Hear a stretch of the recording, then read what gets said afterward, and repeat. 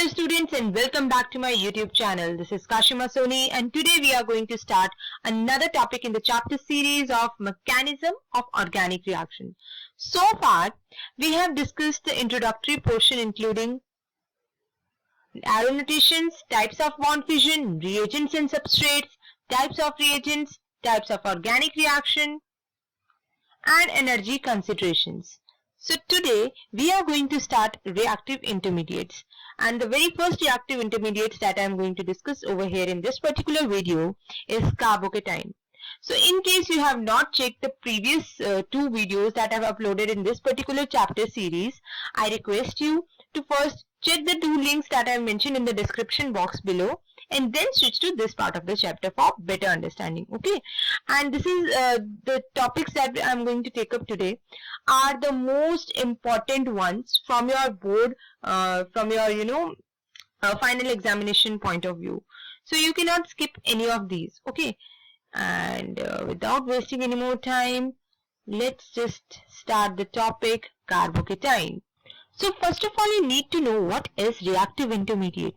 See, whenever you are trying to see the reaction, that is something like this, while your reactant is getting converted into a product, it leads to a short intermediate stage that is known as reactive intermediate. It could be your carbocation or carbanion or free radical or carbene or nitrene. Understood. So जब आपकी conversion हो रही है reactant से product में, उसके बीच में in between the conversion of reactant and product, in between that there is coming a formation of a short lived highly reactive chemical species जिसे आप कहते हो reactive intermediate.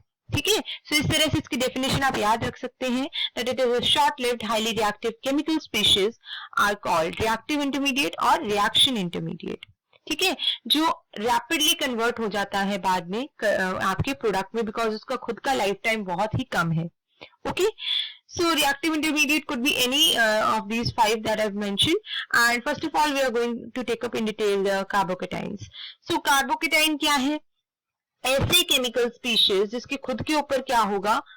Positive charge. Okay, chemical species carrying positive charge on a carbon which has only 6 electron in its valence shell. यानी कि carbon के valence shell में सिर्फ और सिर्फ 6 इलेक्ट्रॉन्स की अवेलेबिलिटी है, which means कि ये 2 इलेक्ट्रॉन्स को एक्सेप्ट कर सकता है. It is susceptible to get attacked by some of the nucleophile having any of your electron rich species जिसके पास ज्यादा इलेक्ट्रॉन्स की अवेलेबिलिटी है, वहां से ये इलेक्ट्रॉन को एक्सेप्ट करके अपना ऑक्टेट पूरा कर सकता है.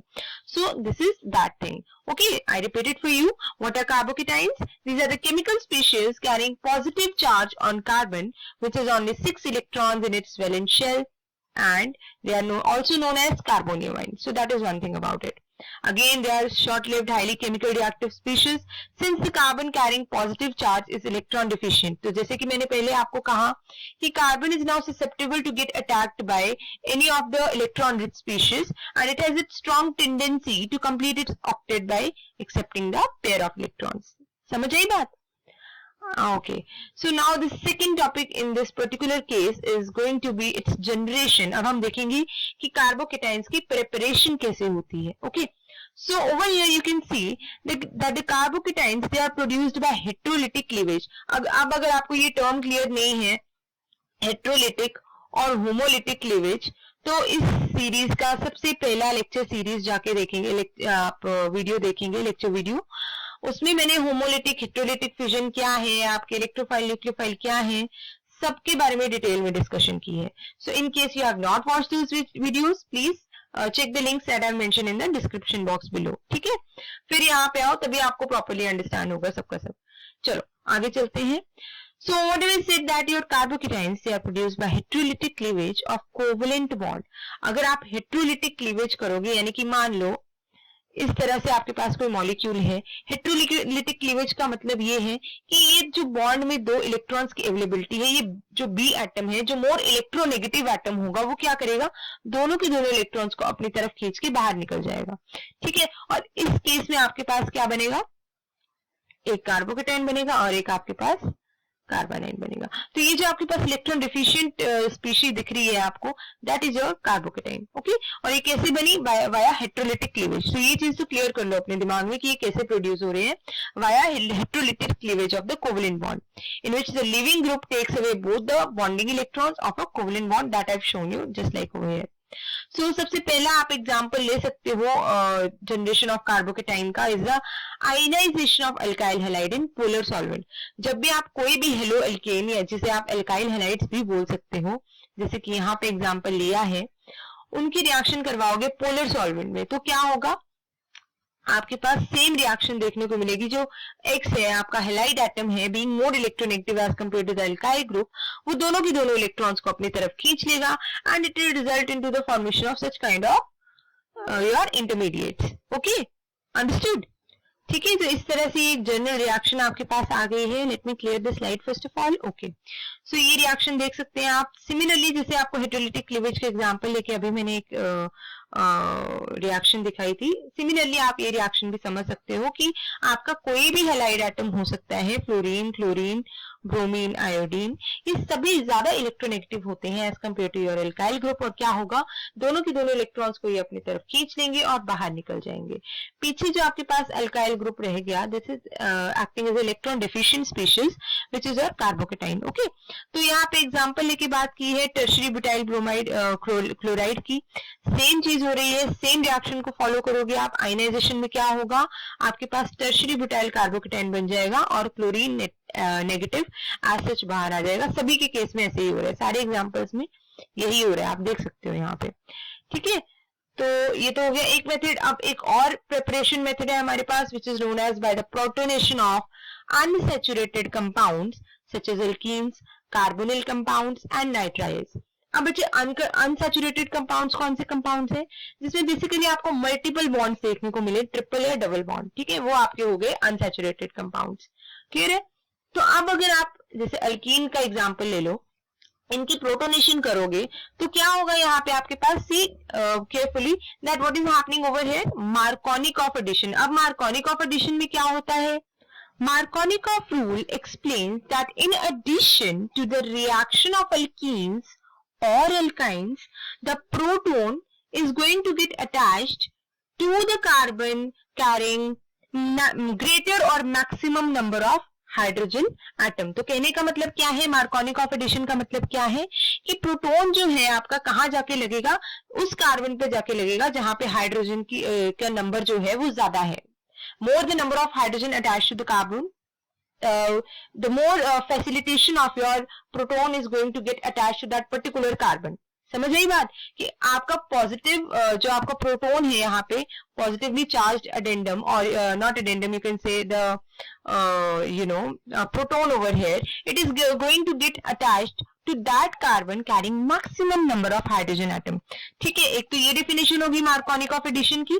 एक डेफिनेशन ये भी है कि अगर आपके पास नेगेटिव अटेंडम यहाँ पे अवेलेबल है, नेगेटिवली चार्ज स्पीशीज यहाँ पे अवेलेबल है, तो वो कहाँ पे जाके अटैच होगा? To the carbon carrying lesser number of hydrogen atom. ठीक है, समझ गई? मतलब the negative part of the addendum goes to the carbon which is lesser number of hydrogen attached to it, और जो पॉजिटिव पार्ट होगा addendum का वो जाके कहाँ लगेगा? जिस कार्बन पे मैक्सिमम नंबर ऑफ हाइड्रोजन होंगे। ये होता है आपका मार्कोनिकॉफ एडिशन। तो देख सकते हो आप कि ये जो आपका पॉजिटिव पार्ट है अडेंडम का, that is H positive, that is a proton present over here, क्या होगा? It is itself acting as a electron deficient species. अब इसको तो जरूरत है इलेक्ट्रॉन्स की। ठीक है, तो ये अल्कीन क्या एक्ट करेगा? It will act as electron rich species. ठीक है, तो ये जो आपके पास H पॉजिटिव है, ये कहाँ जाके लग जाएगा? इस कार्बन के ऊपर, ऑन दिस कार्बन। ठीक है, as per the Markovnikov addition. Clear है? तो इस तरह से आपके पास ये कार्बोकेटाइन बन गया। सिमिलरली आप कार्बोनिल कंपाउंड का एग्जांपल लेके समझ सकते हो। यहाँ पे क्या हो रहा है आपके पास? That oxygen carrying lone pair of electrons showing that it is itself being electron rich species is going to attack on this your electron deficient proton, giving its electron to the proton and forming a structure like this. Now the oxygen in this particular structure is carrying the positive charge on itself. Now while oxygen itself being electronegative, what is going to happen, that it will accept the electrons from this particular double bond, or you can say that it will accept the electrons from this pi bond to achieve stability, because इसके ऊपर खुद तो ये electronegative है और oxygen के ऊपर positive charge है, ठीक है। तो वो स्टेबिलिटी को अटेन करने के लिए क्या करेगा, इलेक्ट्रॉन्स को वापस से लेने की कोशिश करेगा आपके पाई बॉन्ड से, so as to attain the stability, okay, therefore resulting into this particular carbocation. समझ गई बात। सिमिलरली आप नाइट्राइल का एग्जांपल भी देख सकते हो इसी तरह से। तो ये एक अनदर मेथड है for the preparation of your carbocation. Now two other methods are by protonation of alcohol followed by dehydration and by deamination of primary aliphatic amine by nitrous acid. So let's see both these preparatory methods one by one. So taking the example of protonation of alcohol, सबसे पहले protonation कर दिया आपने alcohol की, उसके बाद आपके पास protonated alcohol ये बन गया। अब फिर से वही बात आ गई कि ऑक्सीजन तो इलेक्ट्रोनेगेटिव है लेकिन उसके ऊपर पॉजिटिव चार्ज है, which means it is unstable, ठीक है। तो यहाँ से क्या कोशिश करेगा, ये जो ऑक्सीजन है ये अपनी स्टेबिलिटी को अटेन करने की कोशिश करेगा, और water is also acting as a good leaving group, तो यहाँ पे ये इलेक्ट्रॉन को एक्सेप्ट करके एज अ वाटर बाहर निकल जाएगा, ठीक है। पीछे क्या रहेगा आपके पास, ये आर पॉजिटिव कार्बोकेटाइन, तो ये होगी एक अनदर रिएक्शन, ठीक है। और बाय डीएमिनेशन में क्या है कि अगर आपके पास प्राइमरी एलिफेटिक अमीन यहाँ पे अवेलेबल है और आप उसकी रिएक्शन करवा रहे हो nitrous acid that is HNO2 के साथ, तो यहाँ पे भी क्या होगा, डीएमिनेशन कैसे होगी, देखो बेसिकली यहाँ पे आपका जो निकल रहा है that is your again 2 molecules of water. You can see after the removal of 2 molecules of water, what is left over here is this particular alkane diazonium cation, ठीक है। अब क्या होगा, यहाँ से आपका नाइट्रोजन गैस निकलने की कोशिश करेगी। वो कैसे निकलेगी, क्योंकि देखो नाइट्रोजन भी वही इलेक्ट्रोनेगेटिव है और फिर उसके ऊपर पॉजिटिव चार्ज है, एज ए नाइट्रोजन गैस उसको बाहर निकलना है तो वो इलेक्ट्रॉन की जरूरत पड़ेगी उसको। वो कहाँ से लेगा, वो इस कोवेलेंट बॉन्ड से ले लिया, पीछे रहेगा कार्बोकेटाइन और ये नाइट्रोजन गैस एज सच निकल गया, ठीक है। तो ये preparatory methods are very easy to remember. अगर पेपर में बाय चांस अगर आपसे कोई पूछ ले कि for example let's just say that give 2 preparatory method of carbocation, so you should remember these and you can give any of the example along with it, okay. And the last preparatory method is by the action of superacid on alkyl fluoride. देखो यहाँ पे alkyl fluoride की reaction आप करवा रहे हो SbF5 के साथ in the presence of HSO3F that is acting as a superacid, okay. तो यहाँ पे क्या होगा, बस सिंपल से याद रखो, कुछ नहीं है, यहाँ पे आपका SbF6 बाहर निकल जाएगा, इसकी रिएक्शन यहाँ से फ्लोरीन ले लिया इसने, बाहर निकल गया, ठीक है। पीछे क्या रह गया आपका H3O, यहाँ पे H3O, ठीक है, वो भी आपका बाहर निकल जाएगा as a hydronium ion H3O positive, पीछे क्या रह गया आपका R पॉजिटिव, ठीक है। तो एक आपका ये भी प्रिपरेटरी मेथड आप देख सकते हो। It is also quite easy to remember while your this alkyl fluoride is reacting with SbF5 in the presence of your superacid, resulting into the formation of a carbocation and release of your SbF6 negative ion, okay. So ये होगी एक बात। अब चलते हैं इसकी classification पे, ठीक है। प्रेपरेटरी मेथड्स तो हमने डिस्कस कर लिए डिटेल में। अब हम देखेंगे कि क्लासिफिकेशन क्या है कार्बोकेटाइंस की, आप कैसे क्लासिफाई कर सकते हो कार्बोकेटाइंस को, ठीक है। So carbocations they are exactly classified as primary, secondary or tertiary as the carbon atom carrying the positive charge is primary, secondary और tertiary in nature। देखो भाई सिंपल सी बात है, अगर इस तरह का आपके पास कार्बोकेटाइन है जहां पे कार्बन के साथ 3 हाइड्रोजन अटैच्ड है और कार्बन के ऊपर पॉजिटिव चार्ज है, उस तरह के कार्बोकेटाइन को आप मिथाइल कार्बोकेटाइन बोलोगे। अगर आपके पास जो कार्बोकेटाइन जो कार्बन है कैरिंग पॉजिटिव चार्ज, उसके साथ एक अल्काइल ग्रुप लगा है, that is your primary carbocation, and over here they have taken the example of ethyl carbocation. Now second is जिसके ऊपर आपका पॉजिटिव चार्ज प्रेजेंट है जिस कार्बन के ऊपर, उसके साथ अगर 2 अल्काइल ग्रुप लगे हैं तो दैट इज सेकेंडरी कार्बोकेटाइन, अगर 3 लगे हैं तो दैट इज टर्शियरी कार्बोकेटाइन। सो इस तरह से आपको इसकी क्लासिफिकेशन याद रखनी है that methyl carbocation is like this, ethyl is the one which is having only one alkyl group, and primary is the one which is having one alkyl group, secondary is the one which is having two alkyl groups attached to the carbon carrying positive charge, tertiary carbocation is the one, the carbon carrying positive charge is having three alkyl groups attached to it. Okay, तो चलते हैं आगे इसके orbital structure पे। और आगे जाने से पहले मैं आपको पहले पिछली स्लाइड में क्लियर कर दूं कि स्टेबिलिटी की जब बात आती है ना, हम करेंगे डिस्कस उसको डिटेल में, बट आपको फिर भी ये चीज एडवांस में बताना जरूरी है। The tertiary carbocation is stable then secondary carbocation which is further stable then primary, and this is further stable than methyl. तो अगर स्टेबिलिटी की बात आती है ना कार्बोकेटाइन में, तो सबसे ज्यादा स्टेबल टर्शियरी कार्बोकेटाइन है। तो कोई भी रिएक्शन ऐसी हो रही हो जहां पे आपके पास टर्शियरी और सेकेंडरी के बनने के दोनों के चांसेस हैं, तो आप फीजिबल कौन सी रिएक्शन होगी? टर्शियरी वाली, क्योंकि उसकी रिएक्टिविटी सेकेंडरी की रिएक्टिविटी से ज्यादा है। ठीक है, ज्यादा स्ट्रॉन्ग है।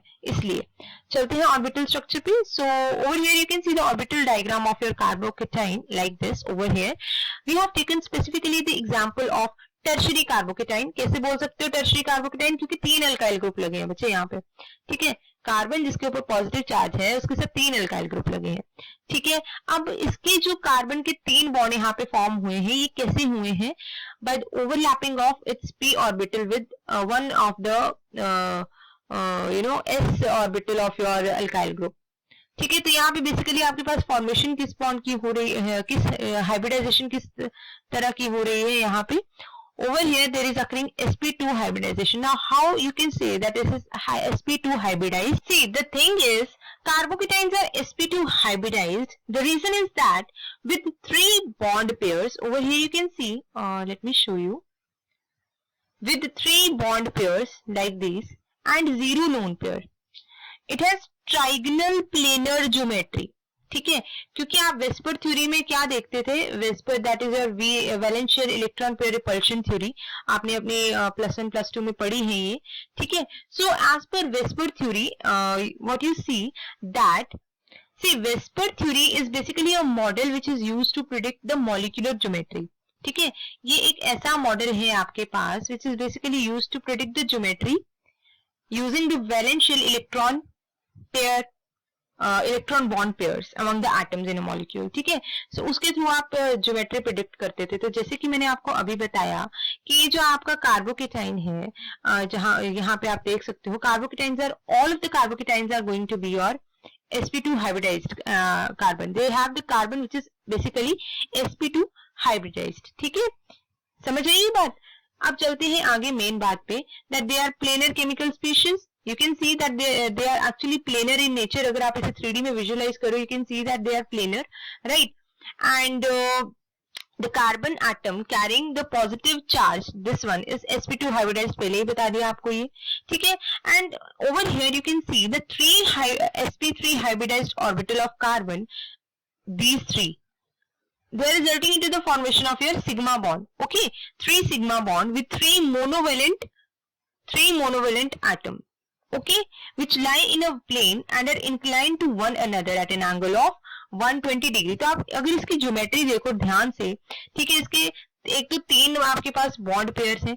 ठीक है, और ये तीन बॉन्ड पेयर के अगर आप डायग्राम देखो, तो अगर आपको याद आए as per VSEPR theory, bond pairs के थ्रू आप प्रेडिक्ट करते हैं ज्योमेट्री। ठीक है, तो तीन बॉन्ड पेयर हैं, तो it is showing, also you can see the structure over here, so it is showing the structure of trigonal planar, something like that, the geometry is trigonal planar. और ये आपके पास किस केस में आती थी? In case of sp2 hybridization. तो इस तरह से भी आप याद कर सकते हो। ठीक है, अगर आपको इसका डायग्राम याद हो गया तो उसे एक्सप्लेन करना और भी इजी है।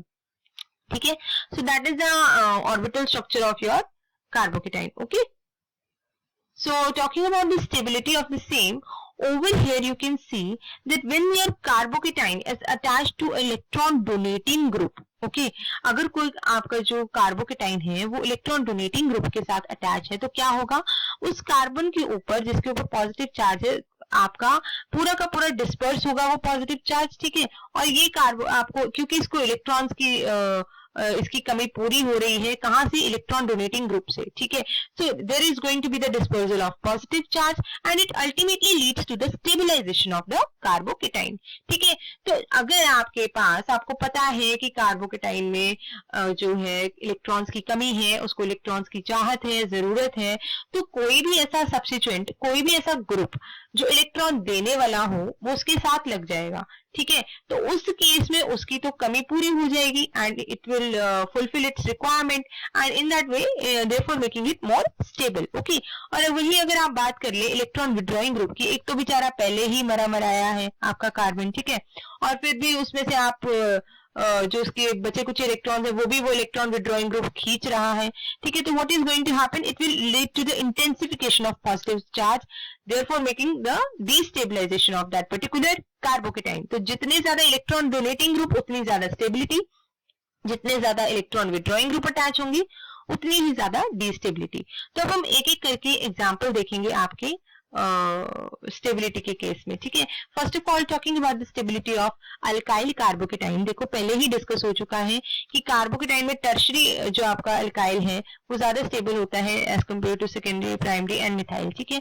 तो ये रीजन क्या है इसका, ये हम एक एक पॉइंट को लेके एक्सप्लेन करेंगे। First of all inductive effect, देखो अब देखो इंडक्टिव इफेक्ट आपका प्लस आई इफेक्ट लग रहा है यहाँ पे, अगर आप देख पाएंगे ध्यान से over here you can see what is happening.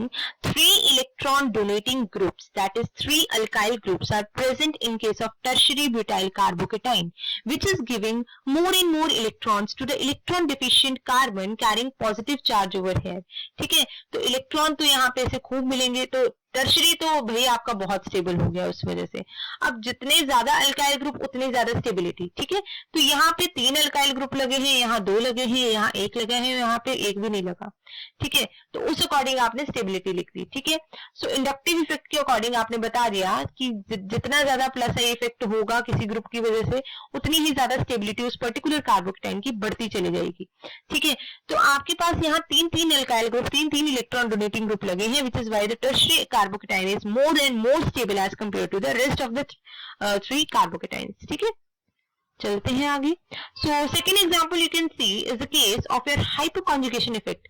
अब रीजन क्या था टर्शरी, सेकेंडरी और प्राइमरी का, वो तो मैंने आपको बता दिया डिटेल में, ठीक है। लेकिन अगर हम हाइपोकॉन्जुगेशन की बात करते हैं, पहले तो हमने इंडक्टिव इफेक्ट के बेसिस पे बता दिया, अब हम हाइपोकॉन्जुगेशन के बेस पे अगर बात करेंगे तो टर्शरी क्यों ज्यादा स्टेबल है सेकेंडरी, प्राइमरी और मिथाइल कार्बोकेटाइन से, तो वो हम देखेंगे एक एक करके।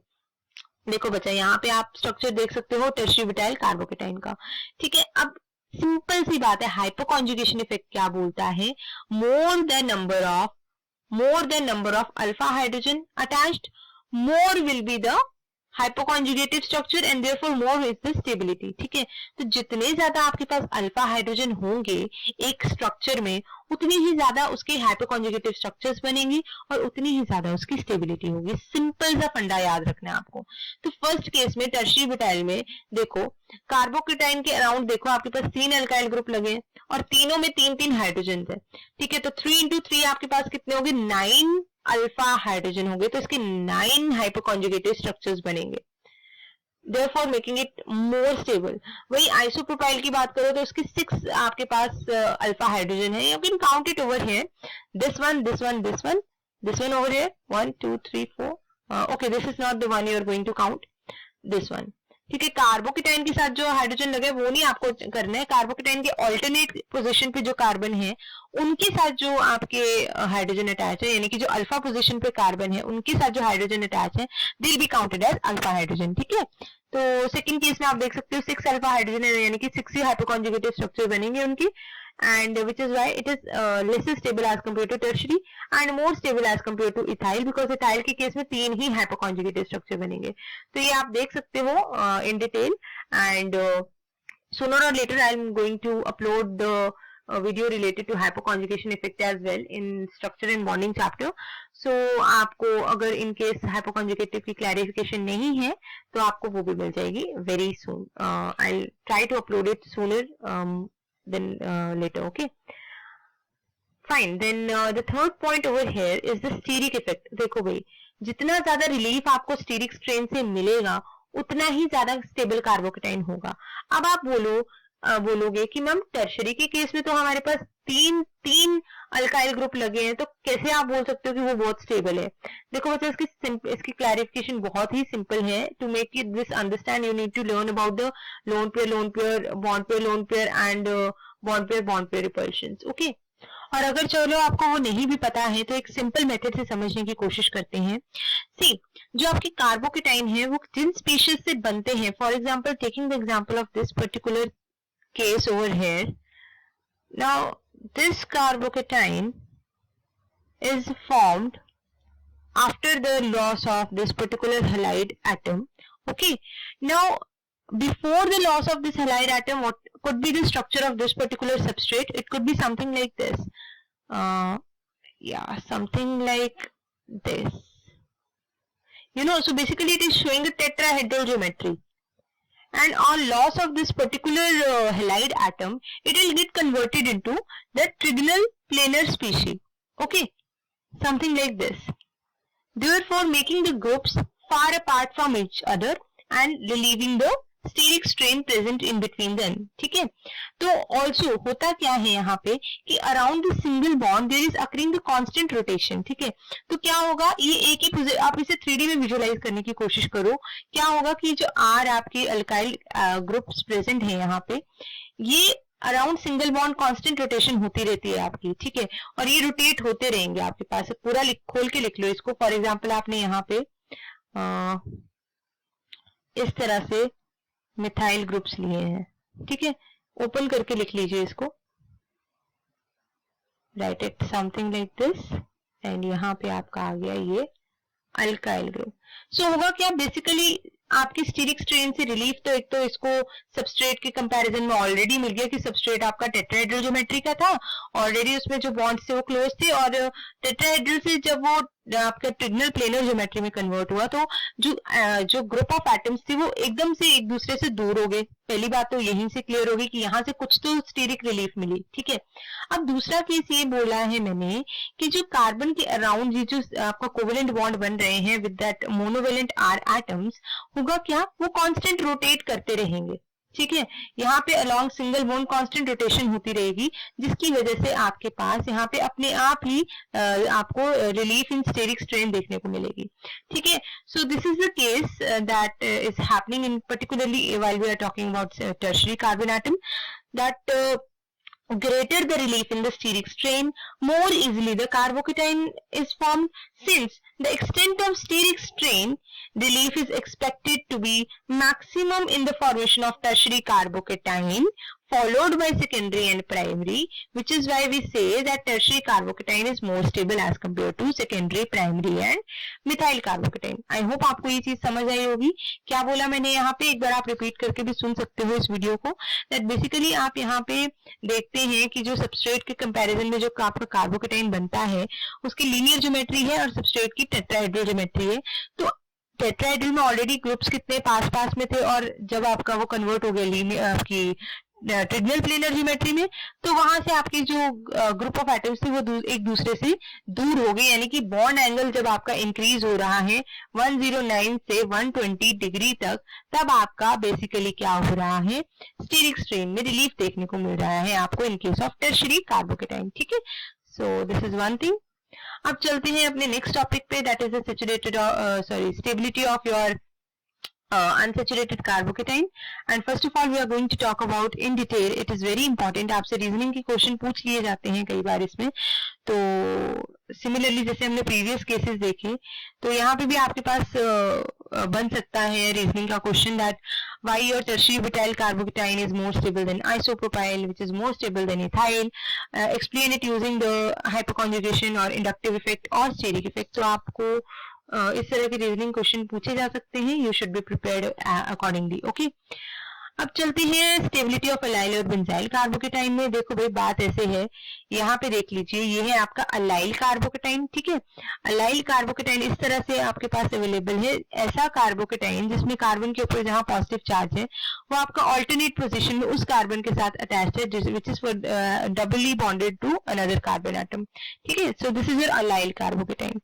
अब देखो होगा क्या, this is a resonance stabilised carbocation. ठीक है, ये आपका जो पाई बॉन्ड है, पाई इलेक्ट्रॉन है, it can get shifted to this particular side and leaving the previous carbon electron deficient and forming into the structure of allyl carbocation like this। ठीक है, so ये तो होगी एक बात।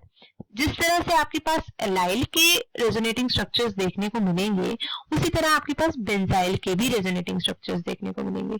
ठीक है, तो अब देखो होता क्या है, यहाँ पे अगर आप देखो बेंजाइल कार्बोकेटाइन के केस में पूरा का पूरा जो डीलोकलाइजेशन है इलेक्ट्रॉन की वो देखने को मिलेगी आपको। यहाँ पे देखो the pi electrons from this particular benzene ring will get shifted to this carbon-carbon single bond and it will result into the formation of carbocation like this। ठीक है, अब क्या होगा, यहाँ पे ये जो पाई इलेक्ट्रॉन की अवेलेबिलिटी है ये शिफ्ट हो जाएंगे इलेक्ट्रॉन यहाँ पे, making this carbon atom electron deficient. ठीक है, फिर ये जो पाई इलेक्ट्रॉन थे यहाँ शिफ्ट हो जाएंगे, making this carbon atom electron deficient, और इस तरह से पूरे की पूरे सिस्टम में डीलोकलाइजेशन हो रही है। ठीक है, so it leads to the formation of this particular benzyl carbocation. चलते हैं आगे।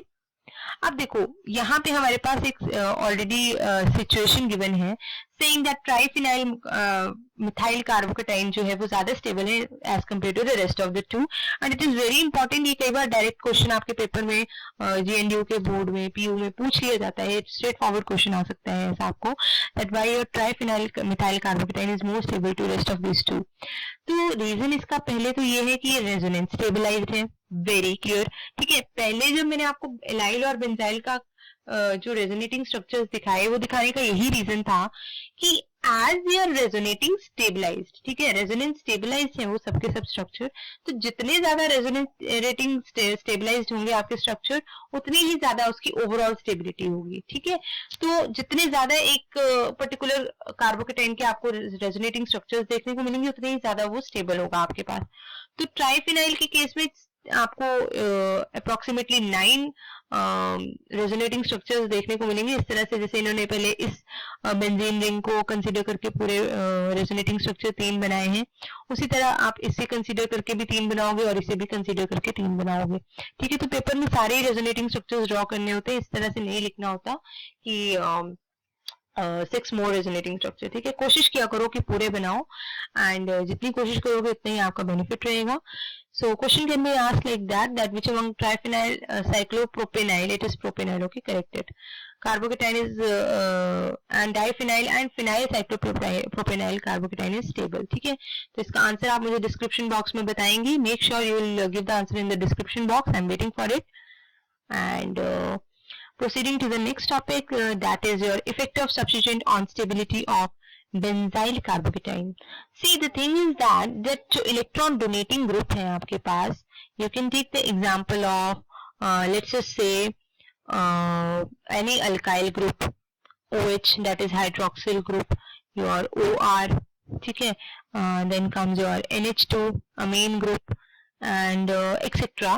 When such kind of groups are present at ortho और पैरा पोजिशन, तो क्या होगा, वो ओवरऑल स्टेबिलिटी बेंजाइल कार्बोकेटाइन की इंक्रीज करेगा। ठीक है, they will increase the tend to stabilise the substituted benzyl carbocation related to benzyl carbocation. ठीक है, कि सिंपल बेंजाइल कार्बोकेटाइन के कंपैरिजन में उस तरह के कार्बोकेटाइन जिसके ऊपर electron donating group ortho para position पे लगे हैं वो ज्यादा स्टेबल होगा बेंजाइल कार्बोकेटाइन के कंपैरिजन में। क्यों? Because of the dispersal of the positive charge due two plus are effect. ठीक है, दिस इज वन थिंग। और अगर आप बात कर लो इलेक्ट्रॉन विड्रॉइंग ग्रुप की, जैसे कि मैंने आपको पहले बताया था कि अगर इलेक्ट्रॉन विड्रॉइंग ग्रुप आपका ऑर्थो पैरा पोजिशन पे यहाँ अवेलेबल होगा तो उस तरह की बेंजाइल कार्बोकेटाइन आपके लीस्ट स्टेबल माने जाएंगे। ठीक है, तो वही आपका एग्जांपल है, ये आपका methoxy group जो है it is electron donating in nature, which is why making it more stable, making this particular benzyl carbocation more stable as compared to benzyl carbocation, and benzyl is further more stable as compared to the one carrying electron withdrawing group, because electron withdrawing group की वजह से और stability decrease होगी instead of increasing। ठीक है, इसका reason मैंने आपको पहले ही बता दिया था।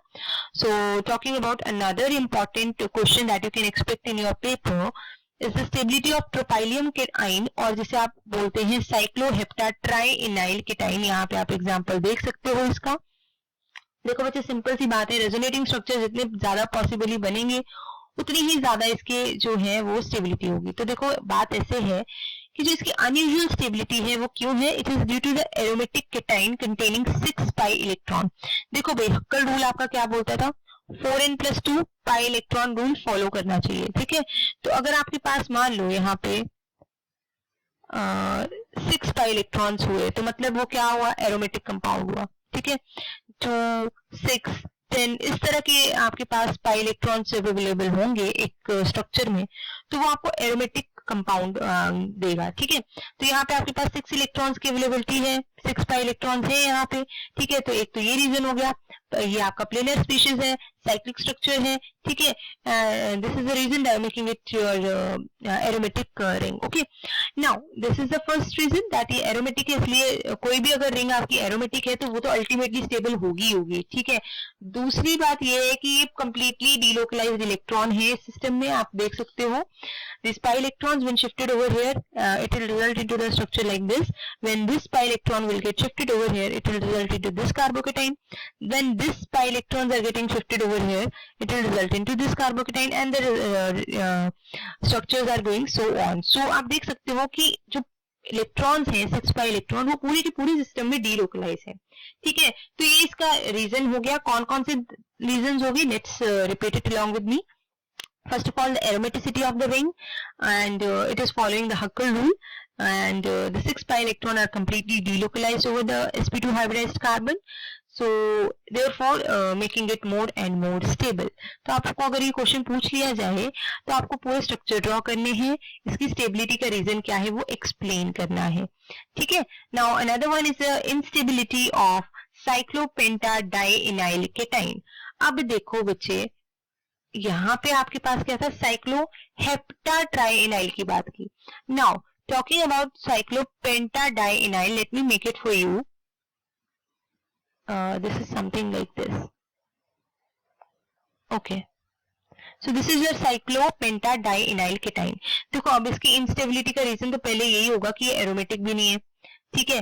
पहला रीजन तो इसका यही होगा कि एरोमेटिक नहीं है। भाई अब आपको कैसे पता लगेगा कि एरोमेटिक है कि नहीं, देखो n आपका क्या हो सकता है यहाँ पे 1, 2, 3, अगर आपने मान लो 0 भी पुट कर दिया तो आपका 2 इलेक्ट्रॉन 2 पाई इलेक्ट्रॉन होने चाहिए, 1 पुट किया तो कितने होने चाहिए थे, 6 होने चाहिए थे। तो 4 है यहाँ पे, 4 वाला तो कोई कंसेप्ट ही नहीं था एरोमेटिक वाले के केस में, ठीक है।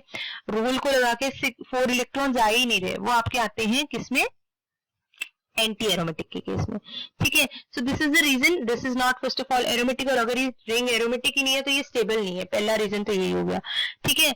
Also they should be stabilized by resonance, but होगा क्या, since the carbon carrying positive charge is conjugated with 2 double bond, अगर आप इसकी delocalization देखोगे तो वो होगी, ठीक है। they are going to be stabilized by resonance, so उसके अकॉर्डिंग आप नहीं बता पाओगे कि ये क्यों इनस्टेबल है। ये इनस्टेबल किस वजह से आप बता पा रहे हो कि carbocation is highly unstable, why, because it is anti aromatic cation not aromatic, ठीक है। और अगर एंटी एरोमेटिक है तो अल्टीमेटली इट इज अनस्टेबल। चलिए आगे। So next is your stability of alkoxy alkyl carbocation. This is the structure of alkoxy alkyl carbocation. You can see the electrons from your oxygen atom are going shifted to this carbon oxygen covalent bond, resulting into the structure like this. But see, due to the presence of positive charge on oxygen in the second canonical structure, जो उसकी contribution है, it is going to be lesser because उसके ऊपर आपका positive charge है, therefore making this particular structure less stable as compared to first one. तो first resonating structure ज्यादा stable है as compare to the second one, okay. सो ये भी एक रीजन हो गया आपके पास। अब चलते हैं स्टेबिलिटी ऑफ असाइल केटाइन में। देखो भाई रेजोनेंस स्टेबलाइज्ड स्ट्रक्चर है आपके पास, यहाँ पे भी सेम रीजन होगा असाइल केटाइन में भी, ठीक है, कि आपका जो सेकेंड केस है उसमें ऑक्सीजन के ऊपर पॉजिटिव चार्ज होने की वजह से second canonical structure least stable होगा as compare to first one, okay. So that is one thing over here. चलते हैं अब आगे। See last point is the instability of vinyl and phenyl carbocation. ऐसी कार्बोकेटाइन जिनमें आपके पास बेसिकली विनाइल ग्रुप और फिनाइल ग्रुप अटैच्ड हो, आप कैसे बोल सकते हो कि वो इनस्टेबल है? The reason is that you can read it over here that a carbocation in which positive charge is located on doubly bonded carbon atoms such as vinyl and phenyl cation, they cannot be stabilized by resonance. Why is it so? Because जो उसमें sp2 orbital है carbon का वो perpendicular है to the p orbital of double bond, ठीक है. As such they are also very short lived chemical reactive species. लेकिन अगर आप विनाइल केटाइंस की बात करो वो आपकी जो है मोर स्टेबल है देन मिथाइल. मतलब मिथाइल को आप लीस्ट स्टेबल मानते थे ना, तो it is yes again going to be least stable and vinyl is more stable than methyl. Okay, but they are still going to be least stable than primary, secondary and tertiary, so that is one thing over here you need to remember. And yeah, this is it in the topic of stability.